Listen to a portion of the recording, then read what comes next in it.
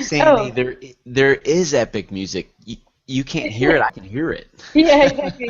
Dun, dun, dun. Welcome, everyone. Woohoo! Welcome to this very special interview. My name's Sandy Levesque, your host for today, with Greg Kuhn, the best-selling author and author of Why Quantum Physicists Do Not Fail. So, do you want to say hi, Greg, so people can see you? Because otherwise they can only see me while I'm talking. Hi, Greg. Did I allow them to see me when I said that?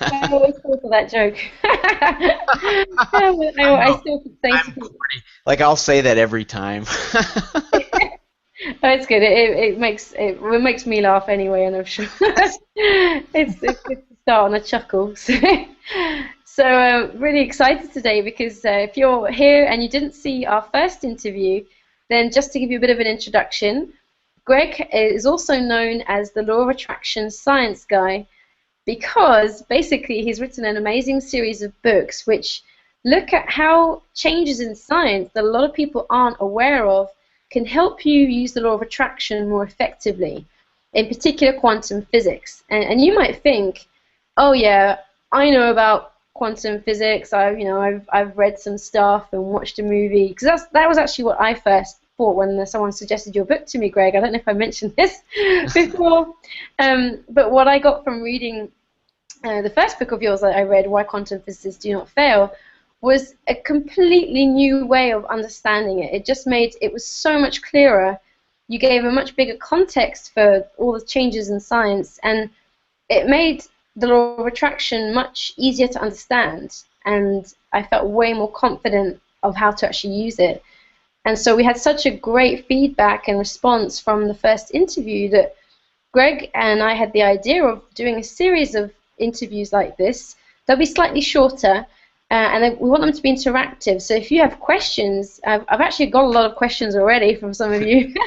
Thank you so much for sending them in, guys.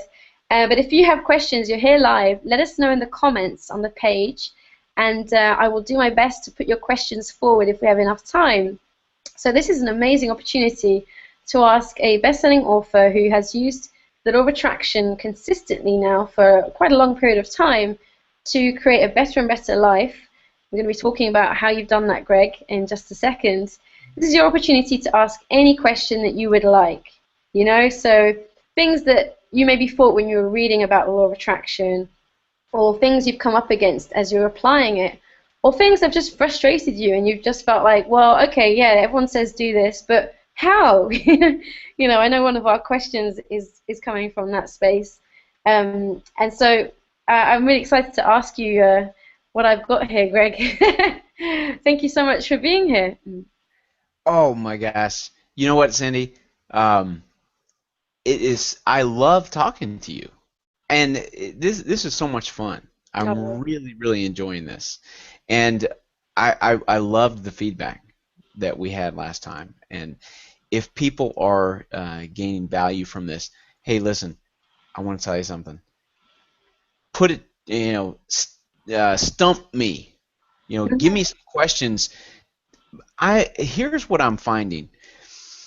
This keeps going deeper and deeper and deeper in good ways. In good ways, okay? Because I am definitely an active practitioner of everything I'm writing about. Uh, the next book that you read, that I write, uh, will incorporate a lot of really amazing things that I am discovering and practicing and putting into play. Of course, we can talk about some of those things now, uh, but it is just so much fun. And this topic, money is the most fascinating topic in the world. Well, it's certainly right up there on the Mount Rushmore of fascinating topics. There's no doubt about that. So it's awesome to be here with you today. I love talking with you, Sandy. You're a lot of fun. cool. Well, thank you, Greg. Yeah, likewise. And it's funny because when I posted a question on my Facebook wall about this topic, I even had a couple of comments saying, "Why is there so much focus on money?" Which I thought was really funny. Because actually we have a whole series of topics lined up, and I didn't consciously pick money. I just said to the universe, I do this quite often, I have strange conversations with the universe. And I just said, Sure. look, which topic should go first? And I closed my eyes, and I just let my eyes be drawn to the first word that popped up, and it was money, which is why I suggested it to you. So it obviously pushes people's buttons, which, you know, I think it's one of the Yeah. topics that is the most, well, people say that sex and money are the two things that will get everyone in a room talking, either, you know, angry or happy or some kind of Yeah. opinion on them. So I think that's probably also a big reason why so many people struggle sometimes when it comes to actually applying the law of attraction in these areas. So maybe, Greg, it would be helpful actually. I know you did share this on our first interview, but just for people, because I'm aware actually we have some people watching today that haven't seen the first one yet. Certainly, that coming from my audience, maybe you could quickly talk about how you've applied the law of attraction and what you write about your breakthroughs with understanding the science behind it with money. You know, maybe just so you could show people that you've actually, you know, this isn't just kind of random stuff that popped into your head and you decided to write about it. You've actually lived this, as you were saying. Right. Yeah, sure. I'd be happy to do that, Sandy. And that might help somebody, uh, make a decision to allow me to be of value, to allow you to be of value to them. Yeah. Uh, I absolutely, if you have not read my books, well, first of all, if you haven't read my books, my first question is, what the heck's wrong with you? Why wouldn't you have read my books? So, no, I want you to read my That's books not a joke, by the way, guys. I do Yeah. because I want more people doing these things. The more people that do these things on our planet, Yeah. the more people will be able to do these things. I mean, it's like a snowball rolling down a hill, right? And it really does work that way. So, absolutely, I want more people to read my books, but I want more people to play this game. I Where I started was yeah, I decided that I was going to become wealthy, and I was a positive thought devotee. Okay, I mean, absolutely non-negotiable. And if you I won't belabor the point, but if you read my books, you'll see, you'll see some of the story behind that. Take my word for it, it was all positive. I created a business. I went in. It was all positive, positive thought, positive talk, positive intent, positive content, and I just knew that that was, the secret to, you know, manifesting everything that I wanted. And wouldn't you know it, that actually what happened is that I was sitting, like 5 or 6 years later, I was about to go bankrupt and have 14 or 15 foreclosures, banks chasing down on me, and my wife was saying, that she wanted to leave, and oh, it was horrible. And I am not minimizing that pain by smiling when I talk about it. However, I will tell you this: uh, if you've ever been in pain like that, it's wonderful when you keep walking and you learn what it has to teach you. Uh, my goodness, that I learned more from those experiences than anything that any checks that I sent to universities and colleges. I will tell you that. But to be on the other side and to keep walking. So if anybody is in pain like that right now, I can empathize. If anybody has been in pain like that, I can empathize. And if anybody hasn't been in pain like that, uh, I'll say two things to you. One is, I'm glad. I wouldn't wish it upon you. And on the other hand, there's a certain benefit to that kind of pain.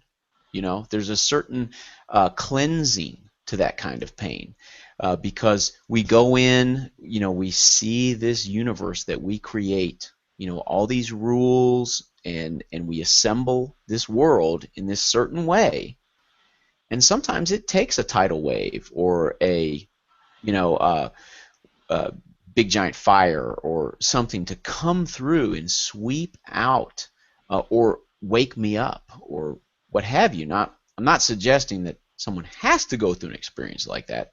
Nobody has to go through a crucible. Who am I to say that somebody has to go through a crucible to reach a turning point and change her life? But I will say this, if you have found yourself in pain like that, or if you are in pain like that, know that it can be that sort of a crucible, and it can be that sort of a change agent. So it turns around and becomes a blessing in due time, if we're open to it, you know. Yeah. Oh, that's so funny, Greg. You just answered one of my questions because that's I can read your mind. yeah. I'm just laughing But I because think you can read my mind too, so. yeah. Well, we're all connected, aren't we? So I Yes, actually think it's quite true that we do sort of absolutely. sense what's around. And one of the questions I had, I was actually just reading literally this morning about how, you know, the very fact that we almost create these experiences so that we can understand what it's like to not have wealth, and that if we all came to Earth perfectly enlightened and with wealth, we would never understand what it was to have it because we wouldn't have not had it, you know, and that this is almost like a essential part of the process. So I was actually going to ask you, do you think, because I'm not completely sure about that myself, I'm a big believer, for example, in youth financial literacy and in giving young people tools to help them not create financial struggle. So I'm not sure whether to really go over the point again because you've just basically answered it. But I mean, so you obviously think we don't necessarily have to go through real pain to become more financially aware. I'll say this, Sandy. Um, you know what? Hmm. I don't think we have to. I don't think I've learned that I don't have to at this point. Um, Sometimes old ideas, I don't know how it works for you. Sometimes some of my old ideas have claw marks on them because I didn't want to let them go, you know? Yeah. Um, Even though they weren't serving me, even though they were painful, old beliefs, like, no, no, no, no, no. I want that. I want that. I don't want to lose that. And part of that is because, and this is where uh, I want to encourage people to know that this is such a rich vein that can be mined. I don't I honestly don't know that there is a limit to how far this vein can be mined. And I'm, like a gold mine.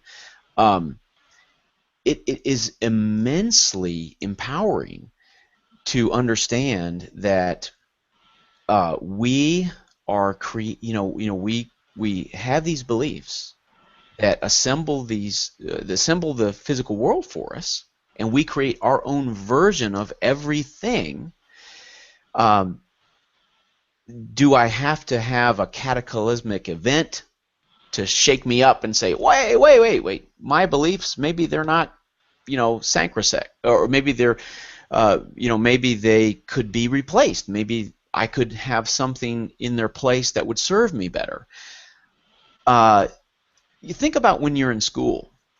You go into school and you have a teacher, and maybe it's a math class, and the teacher says, okay, students, uh, all 30 of you, all those little Sandys out there, cute little Sandy's bow in her hair, and little Greg, uh, and we're all eager and bushy-tailed and bright-eyed and whatnot. But that teacher is saying, I have a view of the world. I have a set of beliefs, and I assemble this world in this way, and I'm going to tell you now that this is very important for you to adopt. And we come in and we say, oh, goodness gracious. Some of what this teacher is telling me is a little different from things that my parents have been teaching me. And some of it is similar, right? Uh, we're gonna tend to probably side with our parents, but as we get, that's usually for most of us, that's the first place where we encounter, that breakaway. Our parents start to give us our beliefs, and we go to school, right? We start to hear our teachers, teaching us things, giving us beliefs, and there are other, and this is not to point the finger at any particular entity. We all do this with each other. We all do this with each other. It's what we do as human beings, okay? So it's not to demonize education or any other organization, but here's the thing. When do I have to have a cataclysmic event? Well, I'm sitting in that classroom, and I hear something and it sounds right to me, and I say, that kind of makes sense to me. I kind of like what that person's saying, and there's some things about that person that makes me feel like they probably know what they're talking about. I might kind of check out what she's talking about, right? So we can kind of go sniffing around, right? So if you're listening to this, if you're watching this or listening to this right now, and you're not in immense pain, you could go in and start changing some beliefs about money. All right, let's keep it focused on money, because that's what this conversation's about. Without being bankrupt, and without being foreclosed upon, and without your wife leaving you, or your spouse or your partner leaving you, you could actually say, yeah, I'm going to be open-minded. Let me give it a try. Let me see if some other perspectives, some other beliefs serve me a little better. Yeah. Without having to go through that pain and, hitting rock bottom. Yeah. Yeah. Pain, you know what? Pain isn't fun, right? I mean, I don't enjoy it. Do you enjoy it? However, here's the thing, though, Sandy. Pain is actually cool. COOL, cool, right? It may not be fun to experience, but here's why it's cool. Pain is simply information that we are receiving that says this: our beliefs are somewhat misaligned with our desires. Okay? That's all pain is. It's information. And that's why, I earlier I said I don't know how far this vein of gold goes, because I keep going deeper and deeper and deeper and deeper into grow a greater you, and it keeps getting better and better and better and better. I think there's about 8 books that need to be written at this point.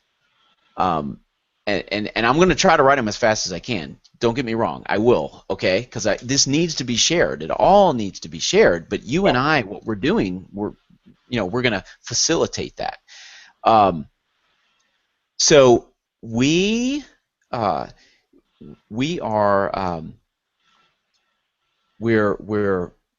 mining, and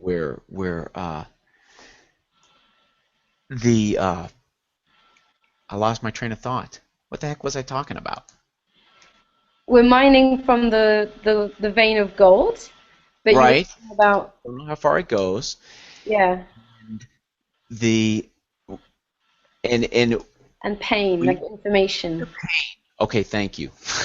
Sorry about that.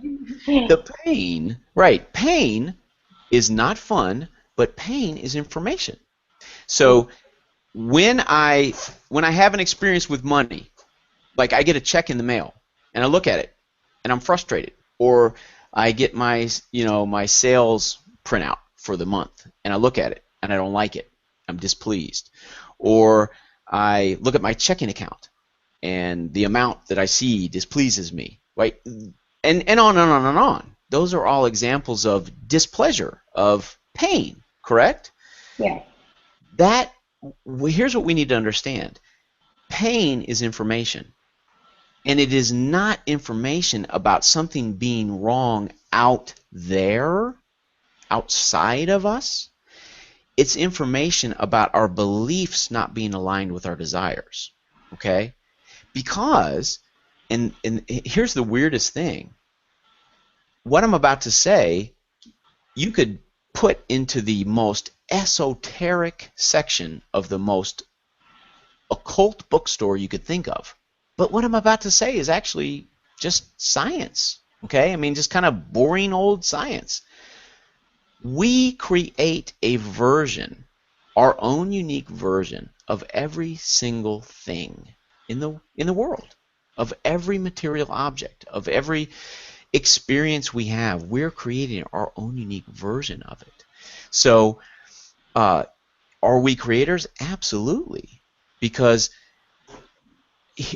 when you and I, Sandy, when you and I create like a computer mouse, right? You and I create our own version of that computer mouse. And that computer mouse has meaning and value to you, and that's how, and it is, so it has a meaning and value in your unique individual universe that may or may not be different from mine. And I know right now everyone's like, turn off the computer. What's he talking about? But look at this. A mouse is boring, right? I mean, who cares about a mouse? But what if I hold up a $5 bill? Okay? Now, all of a sudden, this thing, right? You are assigning it meaning and value. That is unique and individual to you. You are creating this object in your individual universe, your version of it, and everyone who is looking at it is creating their unique individual version of this object. This isn't mysticism or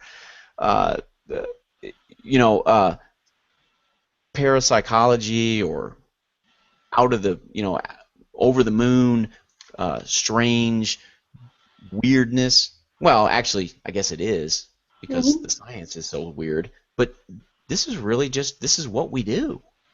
And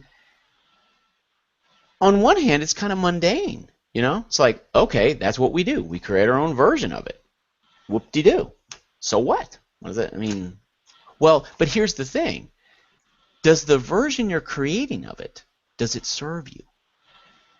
Okay? I mean, have you ever asked yourself that question? Does the version of this $5 bill I'm creating in my own unique individual universe serve me? Is it aligned with my desires for it? And that's kind of the foundation of a conversation like this, where we're, mining the vein of gold of where the science is taking us. Yeah. And that actually leads me into a next question, actually, which I think is something that, it was actually a question I had, and also one of our respondents asked a similar question. And it's actually, so let's say that you're receiving information, you're going through some kind of pain, but it's actually information because it's just showing you that the values, the beliefs you've created about something, the version you've created is actually out of alignment with where you really like to go, or where you say you'd like to go. What do you do to start to, because we're talking about money here, what do you do to start to feel different? Because, like, I remember when I was first learning about the law of attraction, this used to frustrate me endlessly, because a lot of people will say you need to be abundance to have abundance. You need to be money to have money. But when you're not living in a situation of prosperity, or perhaps even the complete opposite of it, what did you do? Because I know that you were in a situation like that when you were saying before, these foreclosures coming in and a lot of debt. How did you start to feel different so that you could shift your beliefs? How did you start to feel wealthy before the actual bank account was matching that and your physical reality was matching that? I mean, that's the whole question, right? Oh, and by the way, Sandy, I know these our discussions obviously have some serious connotations and some serious tone. But uh, let I want to ask people if you like the beard that I'm growing. I don't know if you can tell that I'm growing a beard.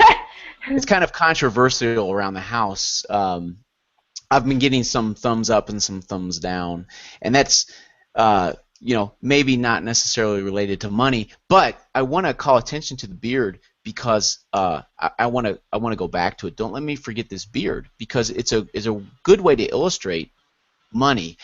Let me say this first, okay? Every single thing is information. Everything. And that's all it is. Really, hey, did you ever watch that film Good Will Hunting? Did you ever Yeah, see that? yeah, Good yeah. Will Hunting? You know that scene where Robin Williams, I wish he hadn't have passed away. I loved Robin Williams. Robin Williams gets Matt Damon and he says, "It's not your fault." And Matt Damon says, "Oh, okay, yeah, I know." And Robin Williams says, "No, seriously, it's not your fault." And Damon says, I get it. I get it. I get it. No, really, it's not your fault. Yeah, I understand. No, I could go on and on, right? Because he says it like 8 times. But that's what I'm saying here. Everything is information. No, Sandy, seriously, everything is information. Here's the thing. Money is information. Feelings are information. All of the material world is information.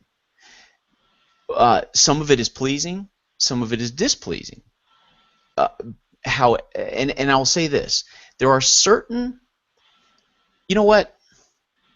We can illustrate this way, and I think this is important, and I know this is kind of a tangent, but for people to embrace how to change paradigms about money, I think this is really important.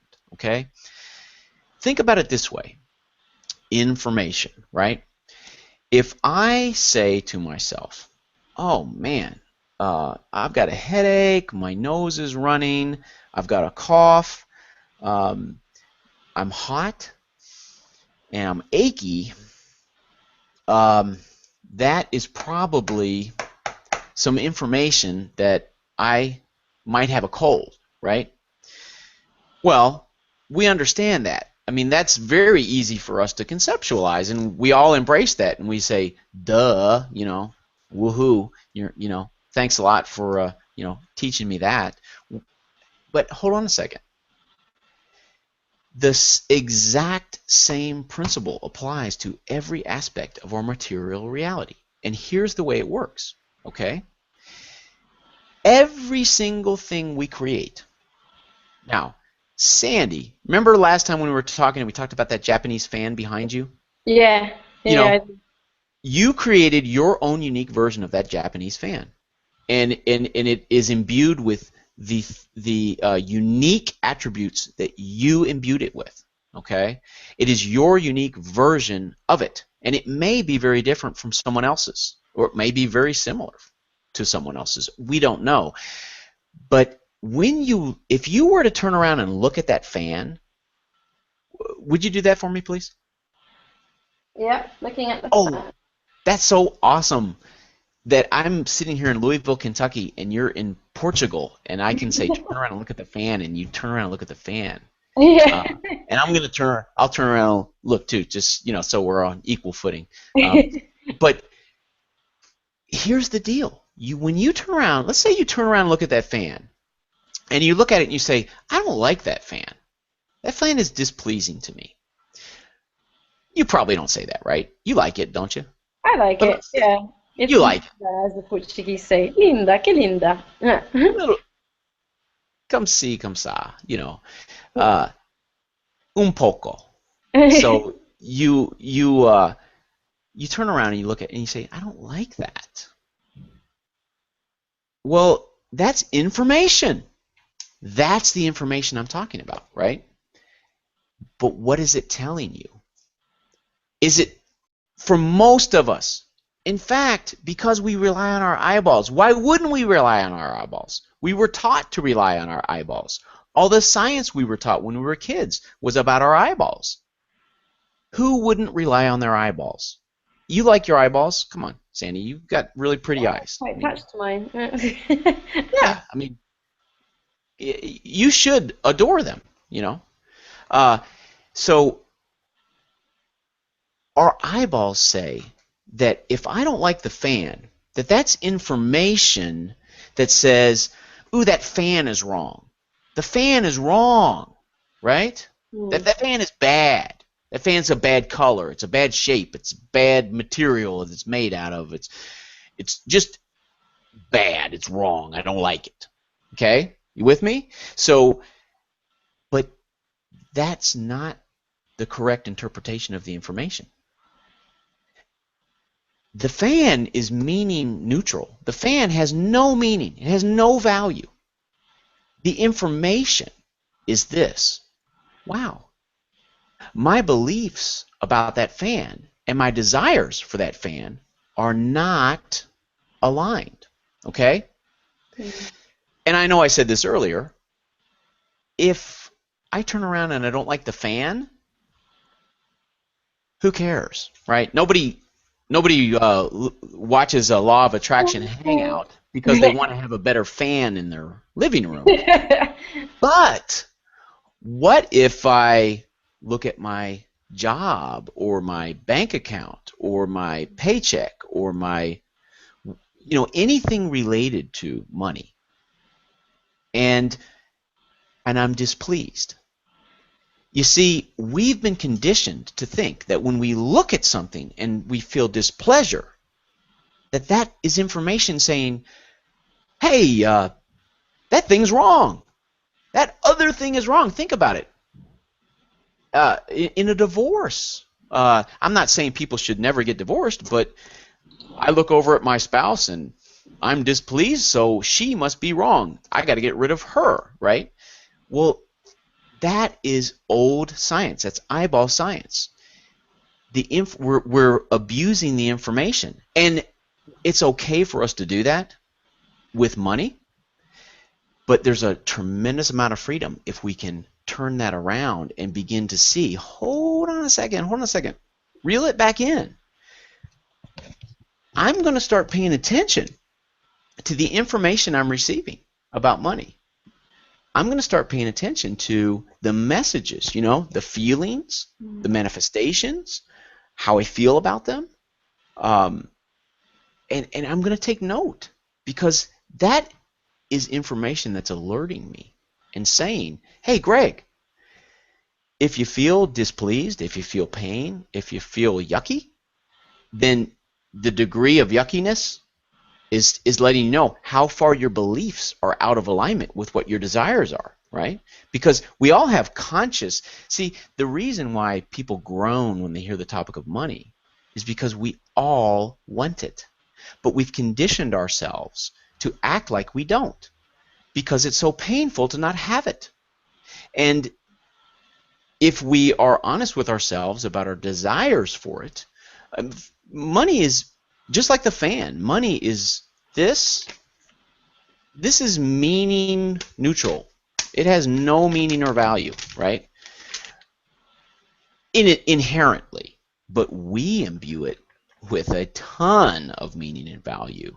Well, that's where we can start paying attention to the information, right? Pay attention to the information. If I don't like it, I'll go back. I'll give you a perfect example of what I'm talking about. I may have mentioned this in the last call. I got a check in the mail during that, bankruptcy period. So I'll make it a short story. Check in the mail, bankruptcy period. I was still thinking, oh, God's going to solve this for me, or universe is going to solve this for me. Oh, awesome, here's this check. Woo, this is it. Thank you. I knew you were going to come through. I get it. Okay, I learned my lesson. Got it. Opened it up. It was for $100. Now I was $1 million in debt. It was $101.26. I got so mad. I screamed and pointed my finger up at God and told him to take this check and stick it where the sun doesn't shine. Okay? That's how mad I was. And I really was that mad. Okay? Well, what meaning and value and what meaning and value was I giving to this at that time, right? And I know that when somebody is in financial distress, and when somebody is, oh, I'm stressed out, I don't have enough money, I don't have enough money, I don't have enough money, I know that when someone says, oh, you got to think about it differently, that can be frustrating. Mm. What I'm telling you is, it's not just, the good news is, it's not just you can think about money differently, you think about everything differently. And once you do, you can start having some really different experiences in the material world. I promise you. I mean, I've seen it, and I've worked with and heard from and played with so many people who've had that experience too. Oh, the Uh, beard in the mirror, right? oh yeah, go on. Yeah, the beard, right? So that's the thing. Our eyeballs, right? I get my paycheck, and I'm like, remember last time we talked about the PowerPoint with the dog? Yeah, yeah, I love that. So is your dog in the room with you right now? He is. Yeah, he's sleeping as usual. Oh, sleepy. You know what? Sam's not even in here. I think Sam has fallen out of love with your dog. Oh Because yeah. Sam didn't come up here. Or maybe Sam's playing hard to get. I don't know. I don't know. But uh, Too the, cool for school. Mm. last time we had that PowerPoint imagery, right? So let's do a different imagery this time. I look at my paycheck, and I don't like it. I'm displeased. Or I look at my bank account statement, and I don't like it. I'm displeased. I can give So you an I gotta example fix actually, Greg. this. Oh, Greg, can I actually just give you a real example that I received when I asked for questions? Yeah. Um, it was, I'm broke, I'm totally broke, I don't have credit to restart myself either. So how can I see past that to make it happen? I know my potential is outrageous abundance and I'm willing to contribute. So that can be your example to use. Okay. Okay. So I am broke, right? I don't have any money in the bank. I my credit is zilch, and I don't have any savings, and I don't have a my job pays me, or I don't have a job or whatever. Um, well, what is it that we do? We say, I gotta fix this. I gotta go out and do something. I gotta make this happen, right? I gotta change this. I gotta save more money. I gotta quit buying that, name brand peanut butter, and no more mangoes. Mango is my favorite fruit, by the way. So, but it's, they can be kind of expensive sometimes. So, no more mangoes, right? So we start pinching our, belt and cutting costs, and then we go get a book on how to have a budget, and we start taking all these actions, and then we say, all right, we got to get a better job. I need a second job. Let me go get a second job. Let me get a second job, make a little more money. I'm going to do all these things. I'm gonna ask people for. I'll ask my grandmother to send me some money. Uh, I'm gonna I'll play the lottery. I mean, on and on and on and on and on. Right? I mean, anything. The list is endless. We know things that we try to do to Mm. solve this pain, that I'm broke. Well, when we do that, here's the problem with that. You see, we see other people doing that, and we say, gosh, they're doing that and it's working for them, but that's not really what they're doing. Okay? When we try to solve our pain that way, it's like, this beard that I'm growing. I might have it shaved the next time we talk, I don't know, but I walk into my bathroom and I say, hey, I want a beard. So I reach out to my reflection and with a Sharpie, like, I got a Sharpie in here, you know, A you know, pencil for yeah, European yeah, and I people. go, Oh no, no, sharp like a marker pen. Okay. right, yeah, Sharpie, right? So, but I draw it on the mirror. I draw it on my reflection. I draw my beard on the mirror. And then Yeah. I'm sitting there, I'm like, oh, awesome, I got the beard. That's what I always wanted. Yay! But but as soon as I move, the beard's gone. And then I get mad. Who took the beard away? Where'd the beard go? What did I do wrong? Oh, who's punishing me? And those are very, very, very natural reactions. Of course, we're going to say those things. But nobody took the beard away. You see, remember, every single thing that we create a version of everything. I'm going to keep going back to this. We create a version of everything. And the versions we're creating, they are reflections of our beliefs. Okay? So when I'm looking at that broke bank account, and I'm looking at that ruined credit score, and I'm looking at that, job that doesn't pay me enough and really has no future, and I'm thinking I got to fix it by going outside, and meeting the right people, or enrolling in the right school, or learning the right skills. Well, those are all good things to do, but that's like drawing a beard in the mirror.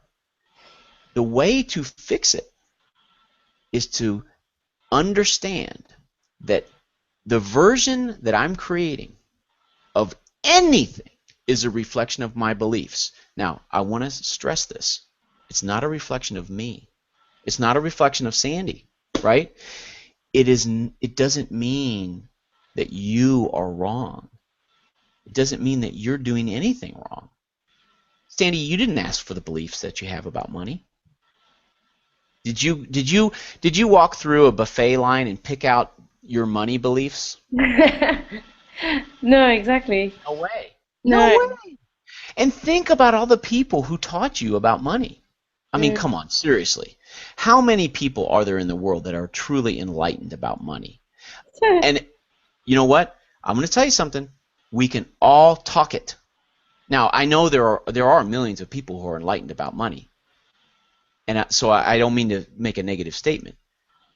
Our conscious brain, right, up here, the conscious thought that we're having, believes in, we say, abundance. I know abundance is my birthright. I love abundance. I want to be abundance, right? But is that really what we were given as beliefs? And I'm telling you this, you cannot have anything reflected back to you that doesn't reflect your beliefs. You can't do that. So when it comes to money, even though I will say, and this was one of the most frustrating things to me when I was at my bottom, I want money more than anything else in the world. I love money. I need money. It's the most important thing to me right now. How could you possibly tell me that my beliefs about money were, negative? Well, my answer to myself is this.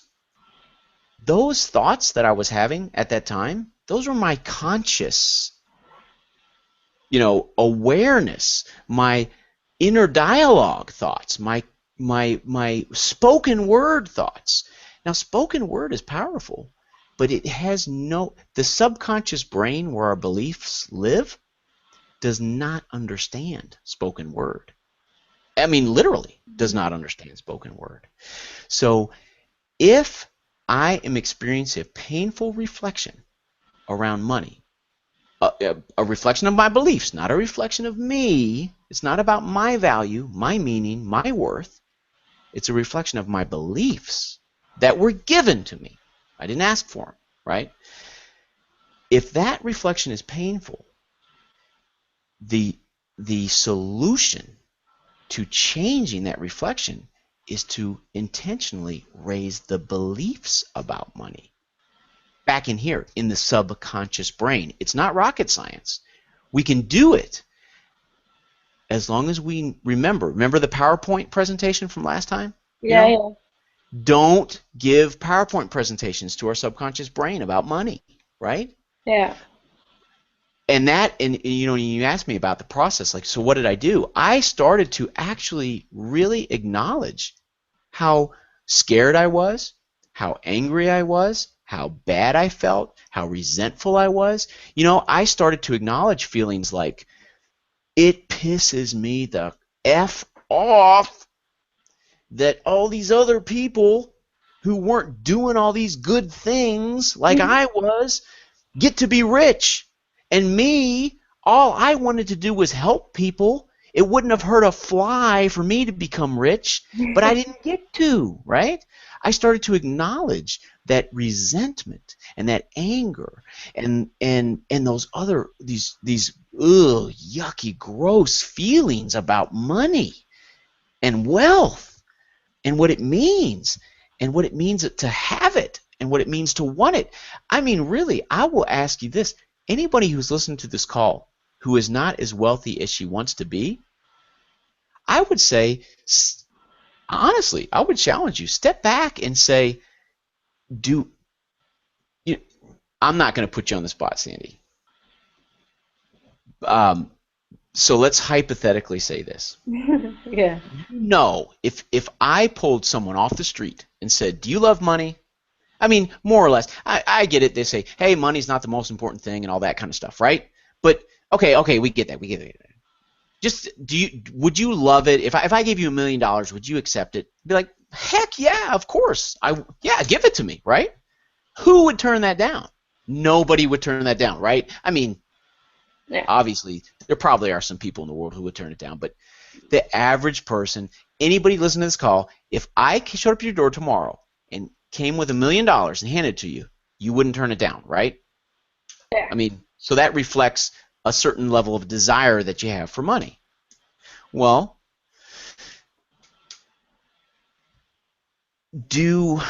are you, and I say you, meaning the general you, are you really okay?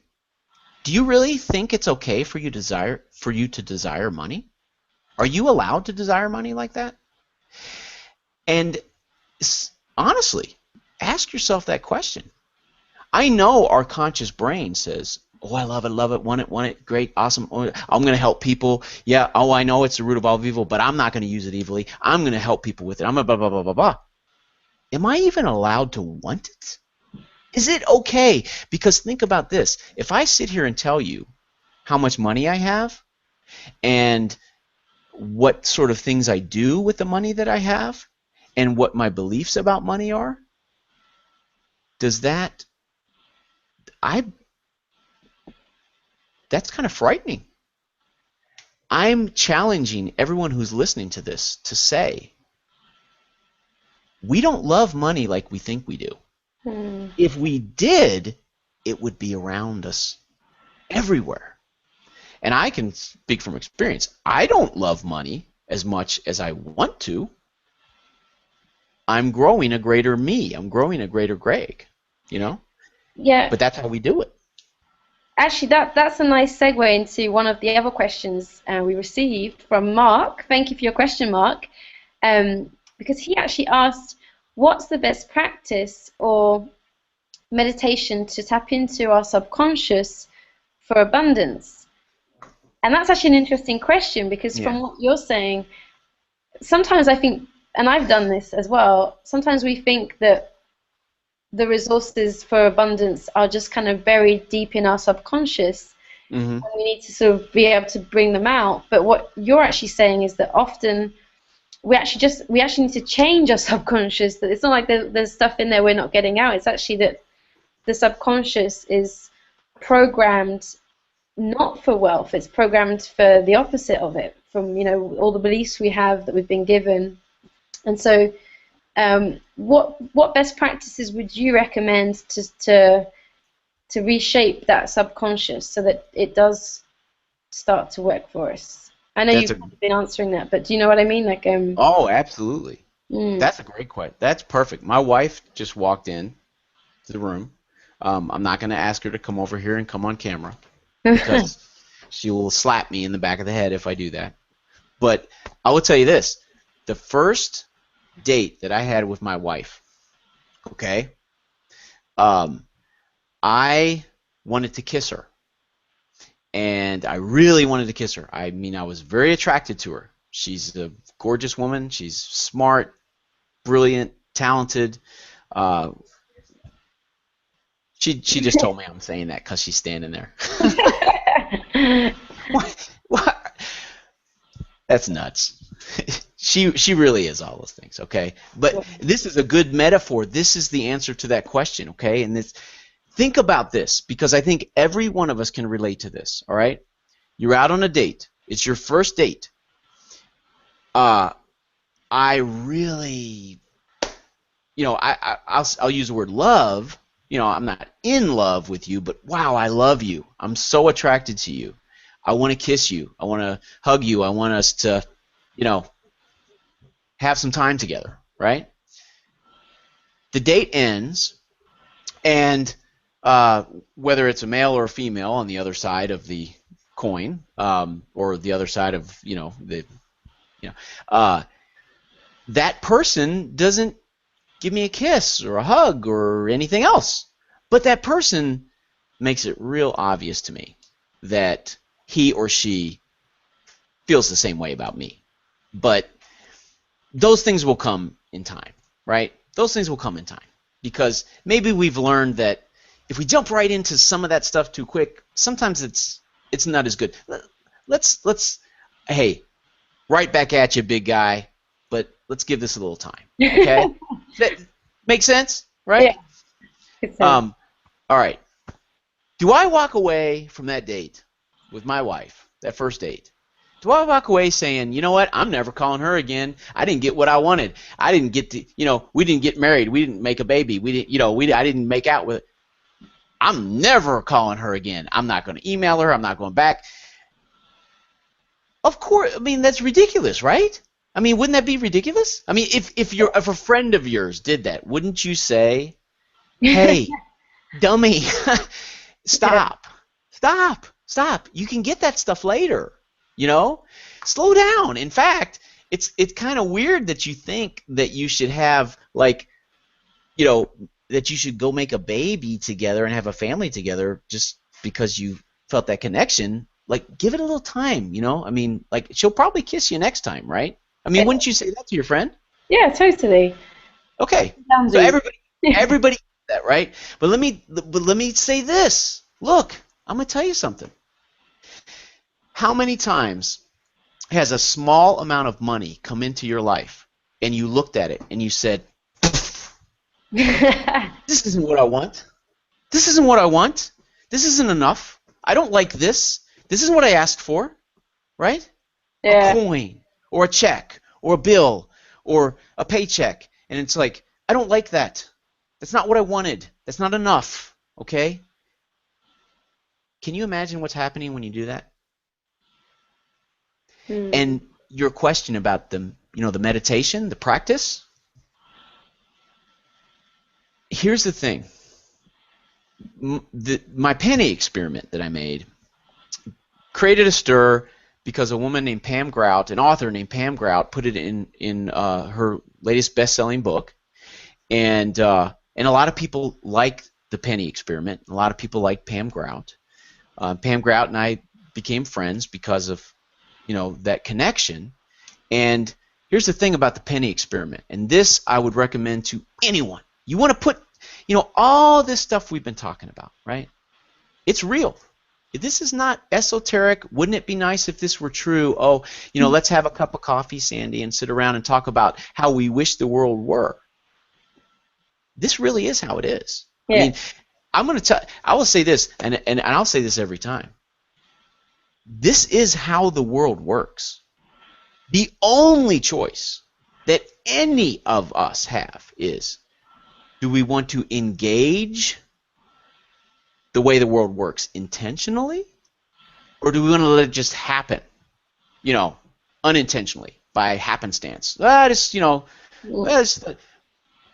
If we can do it intentionally, why wouldn't we? Why wouldn't we do it intentionally? I mean, if I have that option, why wouldn't I do it? But here is a practical way to put all this stuff that sounds like it could be pie in the sky coffee talk, but it's not. It's real. Into practice. Go out and find pennies. Go out and find a penny tonight, tomorrow, wherever. Are you going to have any trouble finding a penny? No. Nobody likes pennies, right? And I know you have euros, but Yeah. in America we have pennies, right? In America we have Humvees, and we have cars that get like 2 miles to the gallon. We like big, giant, ostentatious, crazy stuff. Americans are, I know. I've been to Europe. We were talking before the call. I understand that the rest of the world is not like that. And I love Americans, and I love people who aren't Americans too. So I can see there's cool stuff everywhere.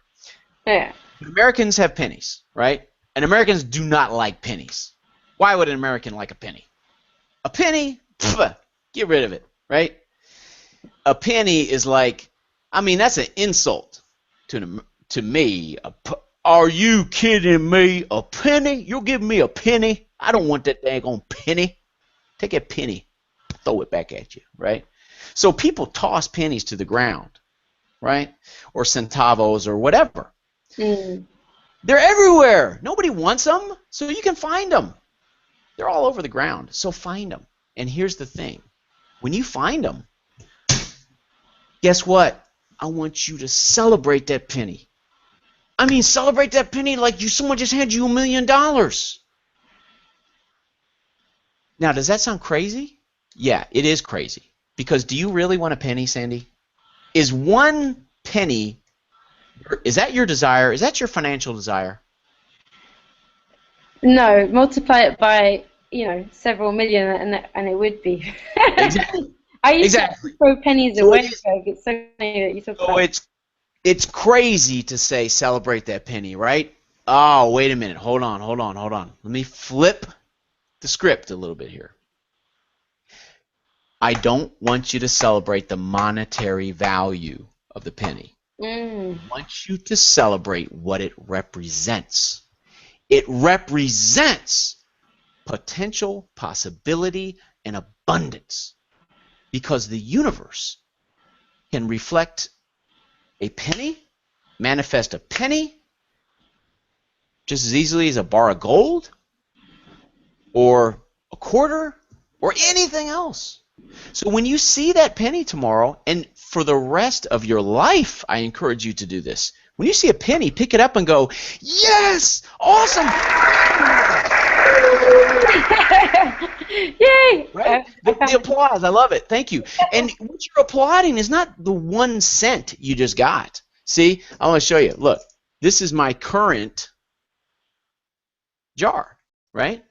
Because I put my pennies and other denominations into. I've got like 10 of those full. Yeah. Picking up and every time I pick it up, I go, yes, thank you. Awesome. Now, I might not say it out loud. But what I'm saying is, thank you for reminding me that you are abundant, that I am the only one that limits you, that anything is possible, that there's no end to this, that all I need to do is continue to grow my beliefs. And it's okay, wherever my beliefs are right now, it's okay. And it's also okay that I'm going to choose to grow them when they cause me pain, right? So thank you for the reminder that you are abundant, that you are infinitely creative, that you are incredibly responsive, that you are unbound, and that anything is possible for you because you just gave me this penny to remind me. I'll pull a penny out. You just gave me this penny to remind me that you are abundant and infinite and creative. And you know what I did right there? Okay, first of all, I told the quantum field and my subconscious brain, because my subconscious brain speaks emotions, I told it that I love this. Didn't I? I love it. And I really do. I don't love the 1 cent value of it. I love what it represents. The energy of it. The energy of it. And I really do love it. Well, is that a little different from the old story I used to tell about pennies? Because I used to look at them and go, I hate you. You're not what I want. You're not enough. You're not good enough, right? Of course, it's not just pennies. If I can't pay my rent, I hate the $5 bill, don't I? Because that's not enough. That's not enough. I hate you. You're not enough. Do I sound silly?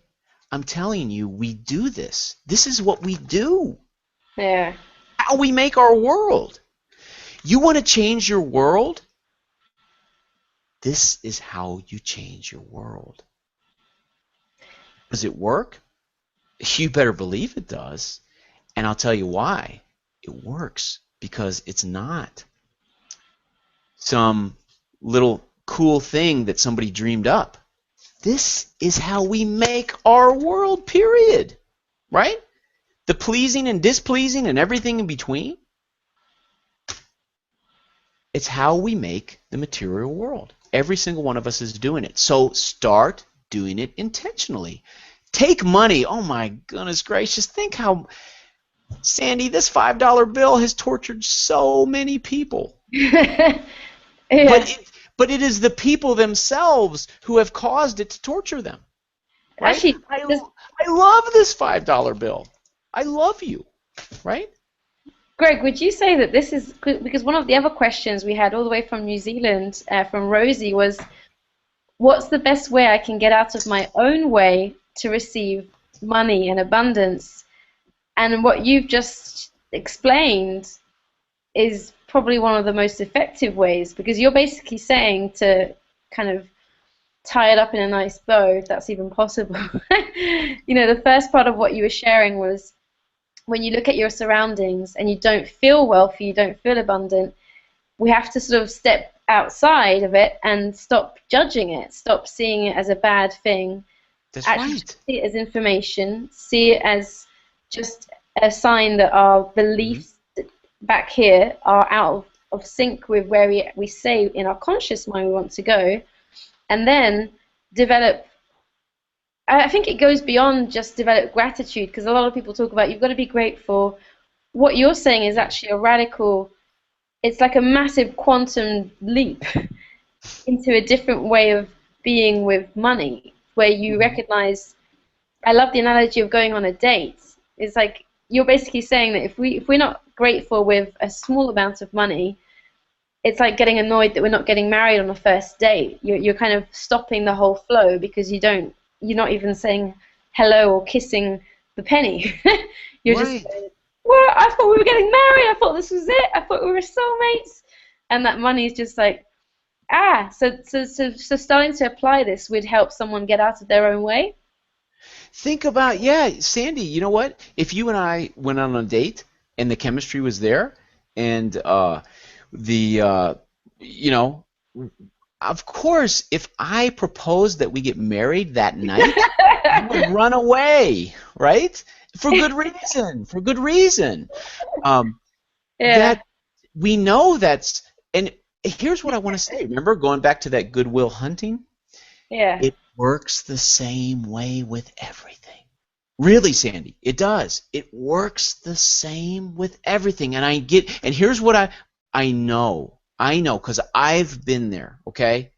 So I'm sitting here in my apartment, which is dingy, and I don't have a lot of stuff, and I'm poor, and I can't buy and do the things that I want. I get that. And there's so much pain there. And I'm sitting in that spot, and I'm saying, you're telling me that here's what I'm telling you.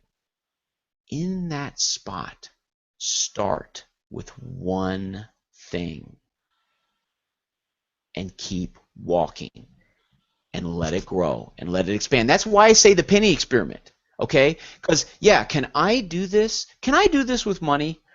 You're damn right I can do it with money. It is so easy for me to do this with money now because I've been playing Grow Greater You for like 6 or 7 years. And I am absolutely in love with the way that it's going to continue to get better. And when I began, I could not do what I can do today because my beliefs were not what they are. I had not intentionally grown them. So if you're in that spot where you're way back here in so much pain, where you're like, you know what? Screw you, Greg Kuhn, for saying that I need to think differently about money. I get it. I know. I've been there.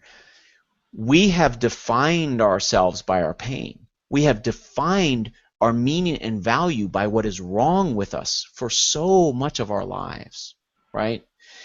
And it's not so simple to just perhaps step out of it and shed that skin, and it's gone. It's a journey. It's an unfolding. Watch a plant grow and bloom. You can go way past where I am. You don't have to be satisfied for what I've grown into. But I can tell you this: if you get to where I am, you will love it. Okay, you'll love it. And I'll also tell you this: there are probably 40 million people on this planet who would cry their eyes out if they had to go back to where I am. You know what I mean? I mean, like, it's not an ego thing. It's not an ego thing. It's a growing thing. My beliefs, my universe is not the one. It's not the best one, but it is awesome. And I didn't used to think that. I am so excited about being a human being today, but I didn't used to feel that way. And so start with a penny. Start with a penny. And just know that it really does work like that.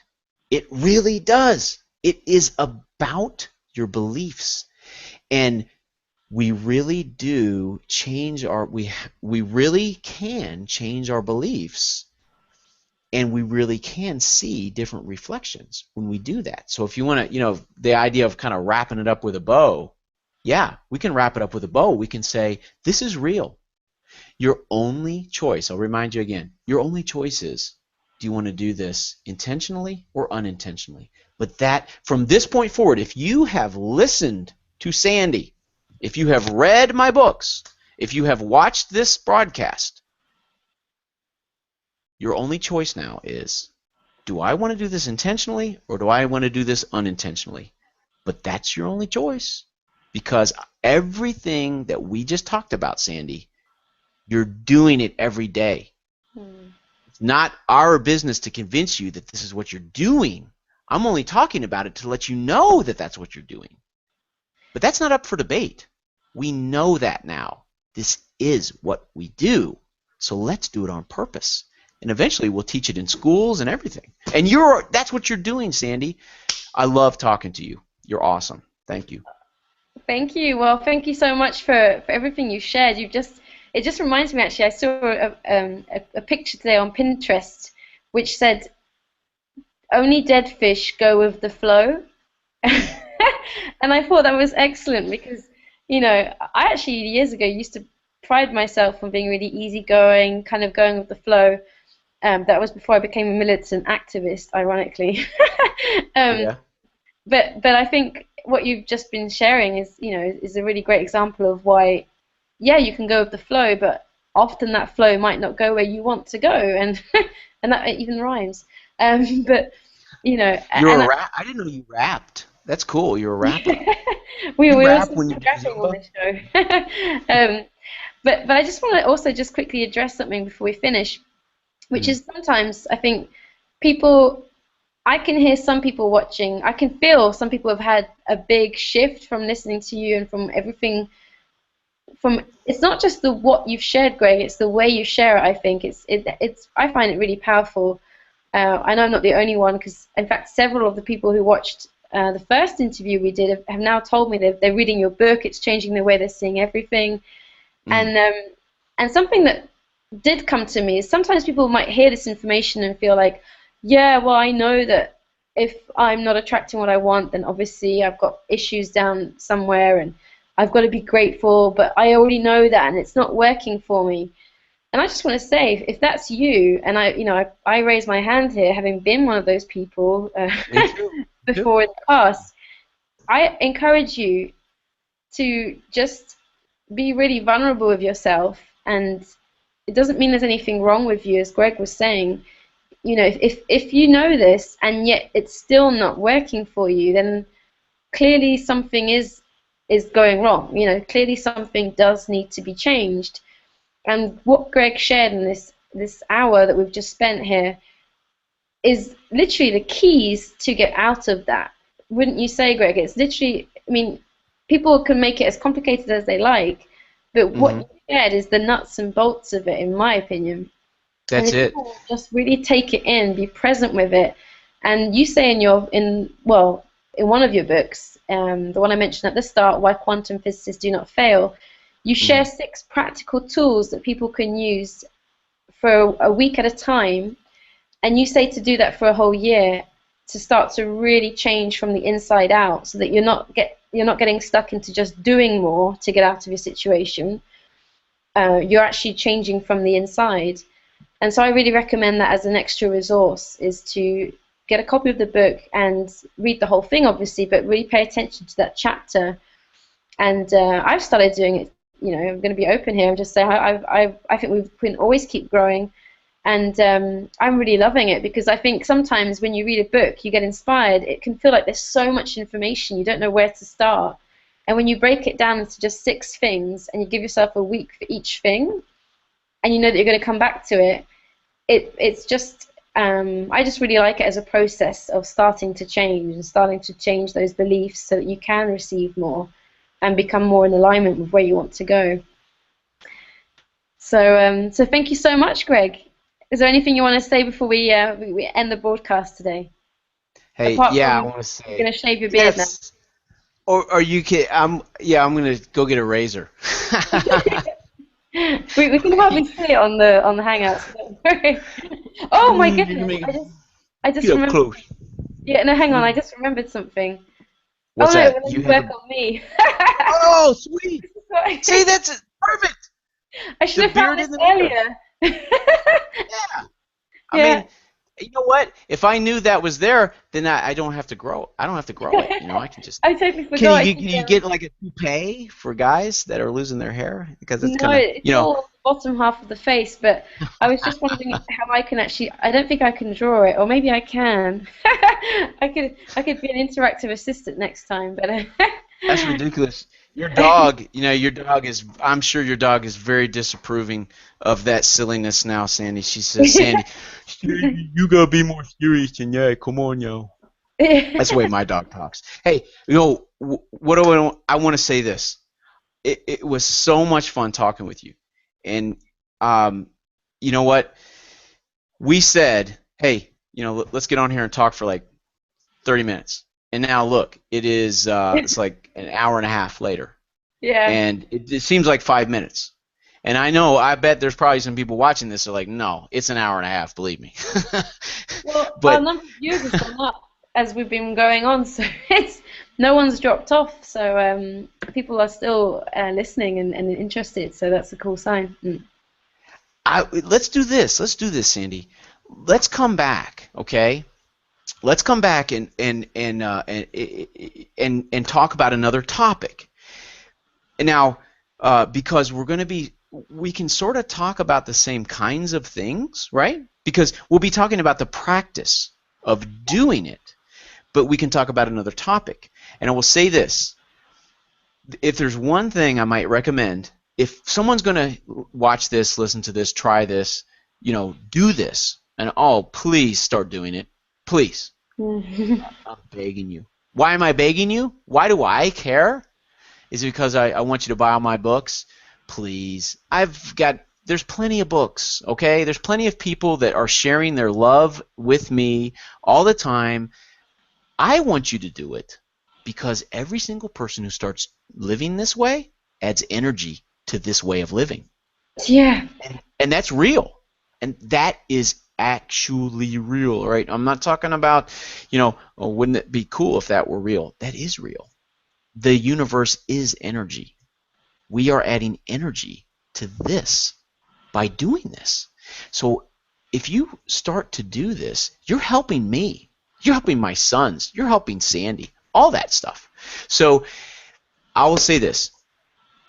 Know this, that it is so easy. It is so easy to personalize that information, right? I mean, when someone says to me, Greg, money is a reflection of your beliefs. Money is information about the alignment of your beliefs and your desires. I turn around and say, go jump off a cliff, right? Why do I do that? Because there are certain topics that we personalize. I have found that we personalize money, our body, and relationships more than anything else, even though all those things are reflections, even though all those things are information about our beliefs, right? But we personalize those things. And pay attention to your defensiveness. When somebody challenges you and says, like, well, that's actually a reflection of your beliefs, and you get mad. Defensiveness should be a sure red light indicator that you are personalizing something. And there is no reason to personalize everything. I'm not talking about being a robot. Please, you've been watching me for an hour and a half. I'm a nut, okay? I'm emotive. I say stuff, do stuff, forget stuff, whatever. I'm not an automaton. I'm not a robot. I'm not talking about being a robot. I'm not talking about going through life and analyzing everything. Oh, that's some information. Okay, that is telling me this. We're gonna have feelings about everything. Just start practicing seeing the feelings as information about whether our beliefs are aligned or not. And if you can do that and do the penny,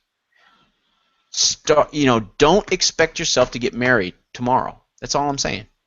And let's keep talking, Sandy. We can keep talking. People can join in with us. Yeah. We can the audience can grow. More people can hear us. More people can see your lovely, beautiful, smiling face. And I'll shave next time. I don't know. No, I'm going to keep growing the beard. But, give me feedback. If I see people giving me thumbs down about the beard, I'll shave it, okay? But let's grow the audience. Let's get more people in here. Let's all do this. Because if everybody on the planet were doing this, oh my goodness, I can't. And that's my dream, is that suffering, because when you live like this, suffering becomes optional. That's the beauty of it. Pain will happen because our desires are going to continue to grow. So we can do, you meant, relationships, body, weight, health, and I know you love that. I know you are that topic, Sandy, obviously. Yeah. But we can talk about desires, and there's so many different things, but it'll all be great. I think great information to just draw people in and get more people playing this game, because that's what we need. As many people playing this game as possible. Yeah, I love what you said about it adds energy to this process for all of us. It makes it. Yeah. That basically means it'll work faster. It's like the 100 monkeys effect. And if you don't know what the 100 monkeys effect is, you can Google it. We might talk about it next time. So you'll have to watch. I've got 4 sons, and that's like having 100 monkeys. Believe me. Oh my goodness. Yeah. And now one of them is newly mobile. He's passed his driving test. Oh, that's right. Yeah. If anybody is still hanging on and listening to this, my 16-year-old son just got his driver's license today. I was so happy for him. It's so cool to see him do that. Yeah, I was so proud of him. Well, you can tell him he has a congratulations from across the Atlantic in Portugal, and thanks, and Amy. for everyone, because we still have a lot of people watching. So thanks for coming out, guys. And just remember, next time you can actually ask questions in the comments box. I have a comments box on the blog page, and I think we have a comment there from Glenn, which is really cool. He's talking about using the emotional response chart. I think that's actually going to be something we'll talk about next time as well. So okay. So great. Well, thank you so much for your time, Greg, and for everything that you shared. I know that I got some new ahas. Me too. Thank you. I love having conversations like this, because you just hear things in a new way, or get new perspectives, or new moments, and then things get clearer. So it's all good. So thank you so much, and we'll see you next time, everyone. Have a great evening. Bye. Goodbye. Thanks, Sandy.